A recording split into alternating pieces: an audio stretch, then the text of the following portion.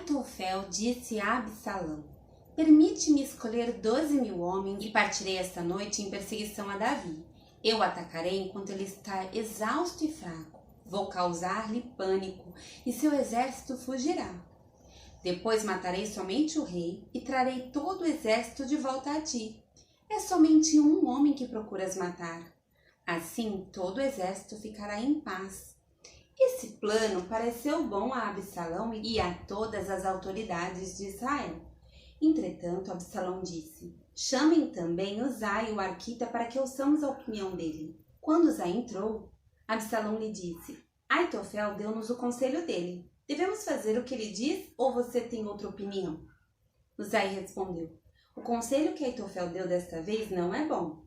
Sabes que o teu pai e os homens que estão com ele são guerreiros e estão furiosos como uma ursa selvagem da qual roubaram os filhotes. Além disso, teu pai é um soldado experiente e não passará a noite com o exército. Ele agora já deve estar escondido numa caverna ou em algum outro lugar. Se algum dos teus soldados forem mortos no primeiro ataque, quem souber disso dirá: houve matança no meio do exército de Absalão. Então, até o mais bravo soldado, corajoso como o leão, ficará morrendo de medo, pois todo Israel sabe que teu pai é um guerreiro valente e que seus soldados são corajosos. Por isso, dou o seguinte conselho: que se reúnam a ti todos os homens de Israel, desde Dan até Berseba, tantos como a areia da praia, e que tu mesmo os conduzas na batalha. Então, o atacaremos onde quer que ele se encontre e cairemos sobre ele como o orvalho cai sobre a terra. Ele e todos os seus homens não escaparão. Se ele se refugiar em alguma cidade, todo Israel levará cordas para lá e arrastaremos aquela cidade para o vale até que não reste ali sequer uma pequena pedra. Absalão e todos os homens de Israel consideraram o conselho de Uzai, o arquita, melhor do que o de Aitofel, pois o Senhor tinha decidido frustrar o eficiente conselho de Aitofel a fim de trazer ruínas sobre Absalão. Uzai contou aos sacerdotes Zadok e Abiatar o conselho que Aitofel dera a Absalão e às autoridades de Israel e o que ele mesmo lhe tinha aconselhado em seguida. Então, pediu que enviassem imediatamente essa mensagem a Davi: não passe a noite nos pontos de travessia do Jordão no deserto, mas atravesse logo o rio, senão o rei e todo o seu exército serão exterminados. Jonatas e Aimaas estavam em Enrogel, e uma serva os informava regularmente, pois não podiam arriscar-se a serem vistos na cidade. Eles, por sua vez, iam relatar ao rei Davi o que tinham ouvido. Mas um jovem os viu e avisou Absalão. Então eles partiram rapidamente e foram para a casa de um habitante de Baurim que tinha um poço no quintal. Eles desceram ao poço e a dona da casa colocou a tampa no poço. Para disfarçar, espalhou grãos de cereal por cima. Os soldados de Absalão chegaram à casa da mulher e lhe perguntaram: onde estão Aimaas e Jonatas? A mulher respondeu: eles atravessaram as águas. Os homens os procuraram sem sucesso e voltaram a Jerusalém. Tendo eles ido embora, os dois saíram do poço e foram informar o rei Davi. Falaram-lhe do conselho que Aitofel dera contra ele e lhe disseram que atravessasse imediatamente o Jordão. Então Davi e todo o seu exército saíram, e quando o sol nasceu, todos tinham atravessado o Jordão. Vendo Aitofel que o seu conselho não havia sido aceito, selou seu jumento e foi para casa, para sua cidade natal. Pôs seus negócios em ordem e depois se enforcou. Ele foi sepultado no túmulo de seu pai. Davi já tinha chegado a Mahanaim quando Absalão atravessou o Jordão com todos os homens de Israel. Absalão havia nomeado Amasa comandante do exército em lugar de Joabe. Amasa era filho de Jéter, um israelita que havia possuído Abigail, filha de Naás, irmã de Zeruia, mãe de Joabe. Absalão e os israelitas acamparam em Gileade. Quando Davi chegou a Mahanaim, Sobi, filho de Naás, de Rabá dos Amonitas, Maquir, filho de Amiel, de Lodebar, e o gileadita Barzilai, de Rogelim, trouxeram a Davi ao seu exército camas, bacias e utensílios de cerâmica e também trigo, cevada, farinha, grãos torrados, feijão e lentilha, mel e coalhada, ovelhas e queijo de leite de vaca, pois sabiam que o exército estava cansado, com fome e com sede no deserto. Davi passou em revista o exército e nomeou comandantes de batalhões de 1.000 e de 100. Depois, dividiu o exército em 3 companhias, uma sob o comando de Joabe, outra sob o comando de Abisai, irmão de Joabe, filho de Zeruia, e outra sob o comando de Itai, o giteu. Disse então o rei ao exército: eu também marcharei com vocês. Mas os homens disseram: não faças isso. Se tivermos que fugir, eles não se preocuparão conosco, e mesmo que metade de nós morra em batalha, eles não se importarão. Tu, porém, vale por 10.000 de nós. Melhor será que fiques na cidade e dali nos des apoio. O rei respondeu: farei o que acharem melhor. E o rei ficou junto à porta enquanto os soldados marchavam, saindo em unidade de 100 e de 1.000. O rei ordenou a Joabe, a Abissai e a Itai: por amor a mim, tratem bem o jovem Absalão. E todo o exército ouviu quando o rei deu essa ordem sobre Absalão a cada um dos seus comandantes. O exército saiu a campo para enfrentar Israel, e a batalha aconteceu na floresta de Efraim, onde o exército de Israel foi derrotado pelos soldados de Davi. Houve grande matança naquele dia, elevando-se o número de mortos a 20.000. A batalha espalhou-se por toda a região e naquele dia a floresta matou mais que a espada. Durante a batalha, Absalão, montado em sua mula, encontrou-se com os soldados de Davi. Passando a mula debaixo dos galhos de uma grande árvore, Absalão ficou preso nos galhos pela cabeça. Ficou pendurado entre o céu e a terra, e a mula prosseguiu. Um homem o viu e informou a Joabe: acabei de ver Absalão pendurado numa grande árvore. Você o viu? Perguntou Joabe ao homem. E por que não o matou ali mesmo? Eu teria dado a você 10 peças de prata e um cinturão de guerreiro. Mas o homem respondeu: mesmo que fossem pesadas e colocadas em minhas mãos 1.000 peças de prata, eu não levantaria a mão contra o filho do rei. Ouvimos o rei ordenar a ti, a Abisai e a Itai: protejam por amor a mim o jovem Absalão. Por outro lado, se eu tivesse atentado traiçoeiramente contra a vida dele, o rei ficaria sabendo, pois não se pode esconder nada dele. E tu mesmo ficarias contra mim. E Joabe disse: não vou perder mais tempo com você. Então pegou 3 dardos e com eles traspassou o coração de Absalão quando ele estava vivo na árvore. E 10 dos escudeiros de Joabe cercaram Absalão e acabaram de matá-lo. A seguir, Joabe tocou a trombeta para que o exército parasse de perseguir Israel, e assim deteve o exército. Retiraram o corpo de Absalão, jogaram num grande fosso na floresta e fizeram um grande monte de pedras sobre ele.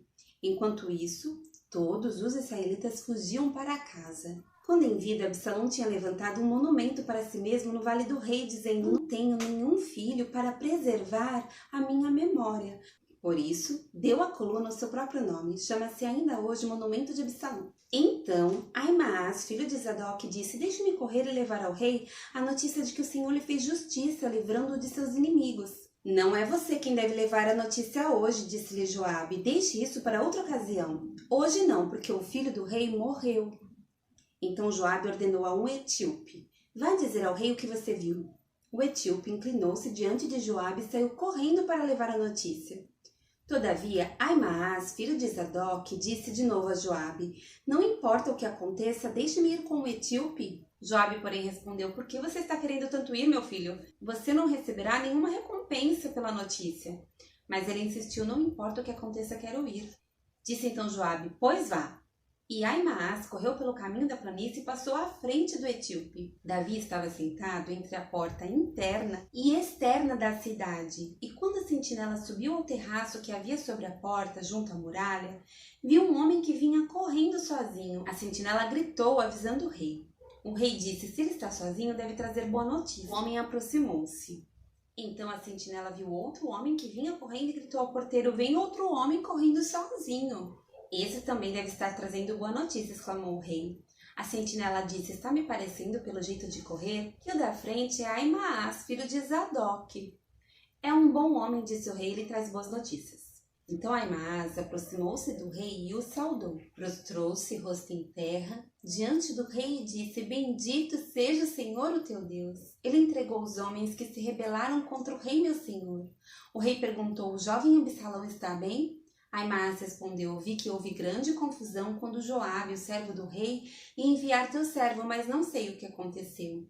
O rei disse: fique ali ao lado esperando. E Aimaas ficou esperando. Então o etíope chegou e disse: ó rei, meu senhor, ouve a boa notícia. Hoje o Senhor te livrou de todos os que se levantaram contra ti. O rei perguntou ao etíope: o jovem Absalão está bem? O etíope respondeu: que os inimigos do rei, meu senhor, e todos os que se levantam para te fazer mal acabem como aquele jovem. Então o rei, abalado, subiu ao quarto que ficava por cima da porta e chorou. Foi subindo e clamando: ai, meu filho Absalão, meu filho Absalão. Quem me dera ter morrido em seu lugar. Ah, Absalão, meu filho, meu filho. Informaram a Joabe que o rei estava chorando e se lamentando por Absalão. Para todo o exército, a vitória daquele dia se transformou em luto porque as tropas ouviram dizer: o rei está de luto por seu filho. Naquele dia, o exército ficou em silêncio na cidade, como fazem os que fogem humilhados da batalha. O rei, com o rosto coberto, gritava: ah, meu filho Absalão! Ah, Absalão, meu filho, meu filho! Então Joabe entrou no palácio e foi falar com o rei. Hoje humilhaste todos os teus soldados, os quais salvaram a tua vida, bem como a de teus filhos e filhas e de tuas mulheres e concubinas. Amas os que te odeiam e odeias os que te amam. Hoje deixaste claro que os comandantes e os seus soldados nada significam para ti. Vejo que ficaria satisfeito se hoje Absalão estivesse vivo e todos nós mortos. Agora vai e encoraja teus soldados. Juro pelo Senhor que se não fores, nenhum só deles permanecerá contigo esta noite. O que para ti seria pior do que todas as desgraças que já aconteceram desde a tua juventude. Então o rei levantou-se e sentou-se junto à porta da cidade. Quando o exército soube que o rei estava sentado junto à porta, todos os soldados juntaram-se a ele. Enquanto isso, os israelitas fugiam para casa. Em todas as tribos de Israel, o povo discutia dizendo: Davi nos livrou das mãos de nossos inimigos. Foi ele que nos libertou dos filisteus, mas agora fugiu do país por causa de Absalão. E Absalão, a quem tínhamos ungido rei, morreu em combate. E por que não falam em trazer o rei de volta?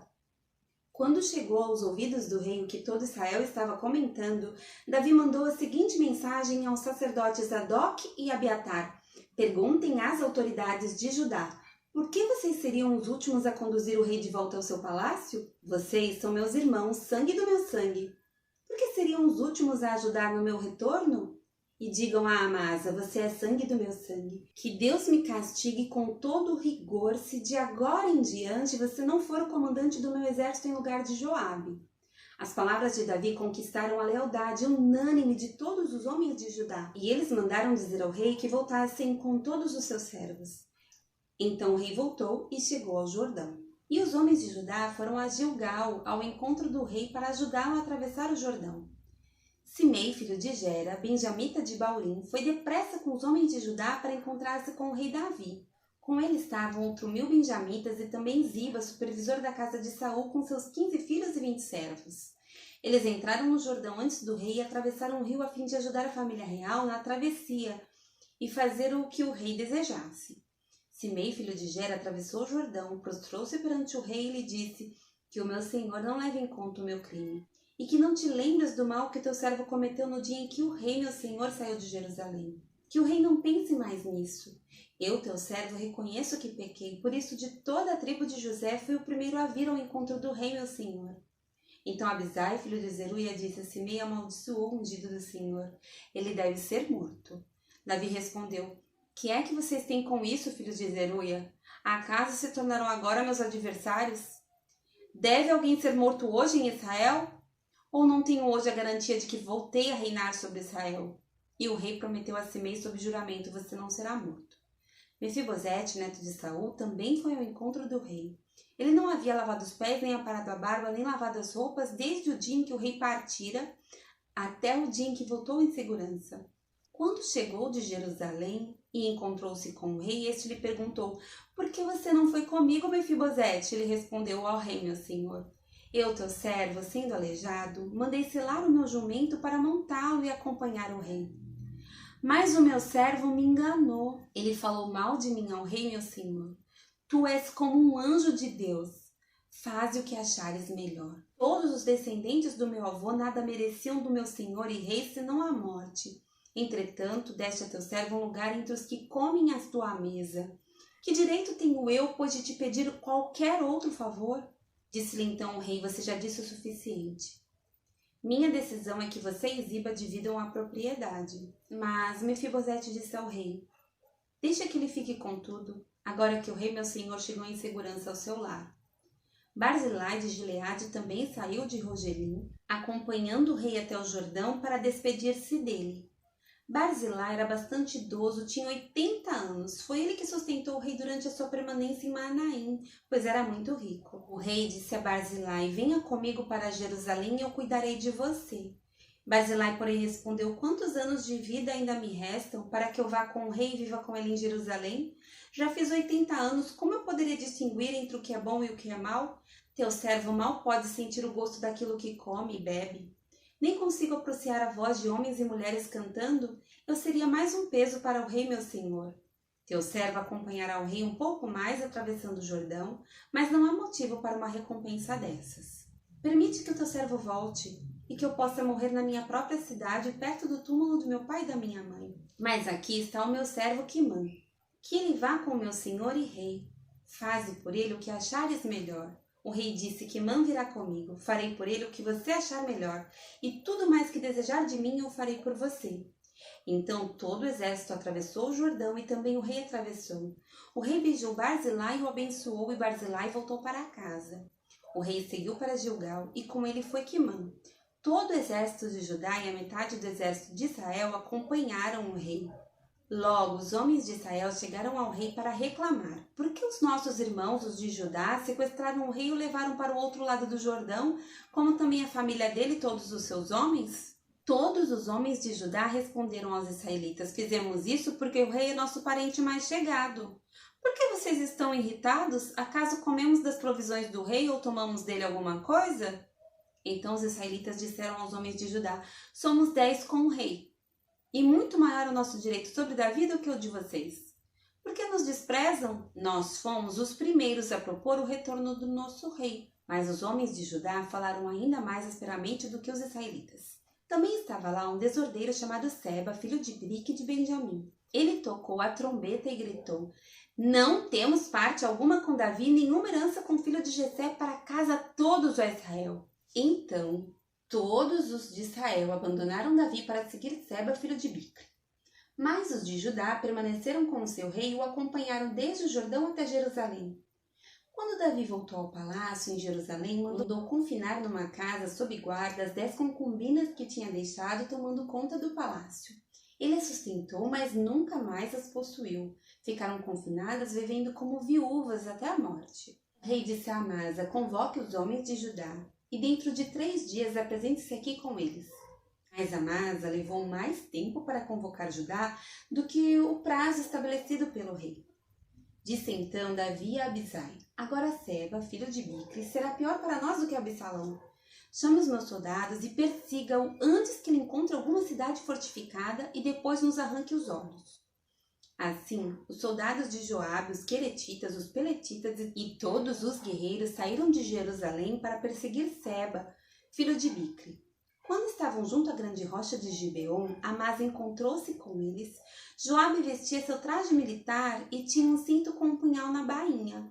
Ao aproximar-se de Amasa, deixou cair a adaga. Como vai, meu irmão? Disse Joabe, pegando Amasa pela barba com a mão direita para beijá-lo. E Amasa, não percebendo o punhal na mão esquerda de Joabe, foi por ele golpeado no estômago. Suas entranhas se derramaram no chão e ele morreu sem necessidade de um segundo golpe. Então Joabe e Abisai, seu irmão, perseguiram Seba, filho de Bicri. Um dos soldados de Joabe ficou ao lado do corpo de Amasa e disse: quem estiver do lado de Joabe e de Davi, que siga Joabe. Amasa jazia numa poça de sangue no meio da estrada. Quando o homem viu que todos os que se aproximavam do corpo de Amasa paravam, arrastou-o para fora da estrada e o cobriu com uma coberta. Depois que o corpo de Amasa foi retirado da estrada, todos os homens seguiram com Joabe em perseguição a Seba, filho de Bicri. Seba atravessou todas as tribos de Israel e chegou até Abel-Bet-Maaca, e todos os bicritas se reuniram para segui-lo. O exército de Joabe veio, cercou Seba em Abel-Bet-Maaca e construiu contra a cidade uma rampa que chegou até a muralha externa. Quando o exército de Joabe estava para derrubar a muralha, uma mulher sábia gritou da cidade: ouçam! Ouçam! Digam a Joabe que venha aqui para que eu fale com ele. Quando ele se aproximou, a mulher perguntou: tu és Joabe? Ele respondeu: sim. Ela disse: ouve o que a tua serva tem para dizer-te. Estou ouvindo, disse ele. E ela prosseguiu: Antigamente se dizia: peça conselho na cidade de Abel, e isso resolvia a questão. Nós somos pacíficos e fiéis em Israel. Tu procuras destruir uma cidade que é mãe em Israel. Por que queres arruinar a herança do Senhor? Respondeu Joabe: longe de mim uma coisa dessas. Longe de mim arruinar e destruir essa cidade, não é esse o problema. Mas um homem chamado Seba, filho de Bicri, dos montes de Efraim, rebelou-se contra o rei Davi. Entregue-me esse homem e iremos embora. A mulher disse a Joabe: a cabeça dele te será jogada do alto da muralha. Então a mulher foi falar com todo o povo, dando seu sábio conselho, e eles cortaram a cabeça de Seba, filho de Bicri, e a jogaram para Joabe. Ele tocou a trombeta e seus homens se dispersaram, abandonaram o cerco da cidade e cada um voltou para sua casa. E Joabe voltou ao rei, em Jerusalém. Joabe comandava todo o exército de Israel. Benaia, filho de Joiada, comandava os queretitas e os peletitas. Adonirão era chefe do trabalho forçado. Josafá, filho de Ailude, era arquivista real. Seva era secretário. Zadok e Abiatar eram sacerdotes. Ira de Jair era sacerdote de Davi. Durante o reinado de Davi, houve uma fome que durou 3 anos. Davi consultou o Senhor, que lhe disse: a fome veio por causa de Saul e de sua família sanguinária, por terem matado os gibeonitas. O rei então mandou chamar os gibeonitas e falou com eles. Os gibeonitas não eram de origem israelita, mas remanescentes dos amorreus. Os israelitas tinham feito com eles um acordo sob juramento, mas Saul, em seu zelo por Israel e Judá, havia tentado exterminá-los. Davi perguntou aos gibeonitas: que posso fazer por vocês? Como posso reparar o que foi feito para que abençoem a herança do Senhor? Os gibeonitas responderam: não exigimos de Saul, de sua família, prata ou ouro, nem queremos matar ninguém em Israel. Davi perguntou: o que querem que eu faça por vocês? E eles responderam: quanto ao homem que quase nos exterminou e que pretendia destruir-nos para que não tivéssemos lugar em Israel, que 7 descendentes dele sejam executados perante o Senhor, em Gibeá de Saul, no monte do Senhor. Eu os entregarei a vocês, disse o rei. O rei poupou Mefibosete, filho de Jonatas e neto de Saul, por causa do juramento feito perante o Senhor entre Davi e Jonatas, filho de Saul. Mas o rei mandou buscar Armone e Mefibosete, os 2 filhos que Rispa, filha de Aiá, tinha dado a Saul. Com eles também os 5 filhos que Merabe, filha de Saul, tinha dado a Adriel, filho de Barzilai de Meolá. Ele os entregou aos gibeonitas, que os executaram no monte perante o Senhor. 7 foram mortos ao mesmo tempo, nos primeiros dias da colheita da cevada. Então Rispa, filha de Aiá, pegou um pano de saco e o estendeu para si sobre uma rocha. Desde o início da colheita até cair a chuva do céu sobre os corpos, ela não deixou que as aves de rapina os tocassem de dia, nem os animais selvagens à noite. Quando Davi foi informado do que Rispa, filha de Aiá, concubina de Saul, havia feito, mandou recolher os ossos de Saul e de Jonatas, tomando-os dos cidadãos de Jabes de Gileade. Eles haviam roubado os ossos da praça de Bet-Seã, onde os filisteus os tinham pendurado no dia em que mataram Saul no monte Gilboa. Davi trouxe de lá os ossos de Saul e do seu filho Jonatas, recolhidos dentre os ossos dos que haviam sido executados. Enterraram os ossos de Saul e de Jonatas no túmulo de Quis, pai de Saul, em Zela, na terra de Benjamim, e fizeram tudo o que o rei tinha ordenado. Depois disso, Deus respondeu às orações em favor da terra de Israel. Houve ainda outra batalha entre os filisteus e Israel. Davi e seus soldados foram lutar contra os filisteus. Davi se cansou muito e Isbi-Benob, descendente de Rafa, prometeu matar Davi. A ponta de bronze da lança de Isbi-Benob pesava 3,6 kg. E além disso, ele estava armado com uma espada nova. Mas Abisai, filho de Zeruia, foi em socorro de Davi e matou o filisteu. Então os soldados de Davi lhe juraram, dizendo: nunca mais sairás conosco à guerra, para que não apagues a lâmpada de Israel. Houve depois outra batalha contra os filisteus em Gobe. Naquela ocasião, Sibecai de Uzate matou Safi, um dos descendentes de Rafa. Noutra batalha contra os filisteus em Gobe, Elanã, filho de Jaaré-Oregim, de Belém, matou Golias de Gate, que possuía uma lança cuja haste parecia uma laçadeira de tecelão. Noutra batalha em Gate havia um homem de grande estatura e que tinha 6 dedos em cada mão e 6 dedos em cada pé, 24 dedos ao todo. Ele também era descendente de Rafa e desafiou Israel, mas Jonatas, filho de Simeia, irmão de Davi, o matou. Esses 4 eram descendentes de Rafa em Gate e foram mortos por Davi e seus soldados.